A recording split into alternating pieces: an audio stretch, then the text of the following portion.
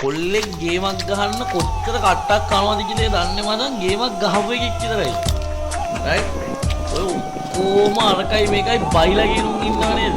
ඕක මචං කොල්ලෙක් ගේමක් ගහන්න කොච්චර දුක් විඳිනවද කියලාවත් දන්නේ නැහැ මම බං කිචන් එකේ එක මේස් දෙක දාගෙන ෂූස් දාගෙන එක ජොකා ඇඳගෙන දවස් 6ක් වැඩ කරපු මිනිස්සෙක් මම. ඉඳුල් අතුරේ. ඒ දවස් 6 ඉඳලා එද්දි කකුල් බේරිලා කුණු වෙනසයි. ඒ වගේ දුක් විඳලා ගේමක් ගහලා ආවේ බම් මෙතනද. ඒ ඉඳ මං ඒකේ රස දන්නවා. ඒ කට්ටේ රස මම දන්නවා. ඒක නිසායි කොල්ල වෙනුවෙන් වචනයක් හරි කියන්නේ බං. ඔළුව හදාගන්න. ඒවවත් තේරුම් ගන්න බැරි තරම් මානසික මට්ටම් දින කොල්ලෝ ඉන්න උන් හිතන්නේ ලව් කියන්නේ එන ලොකු දෙයක්.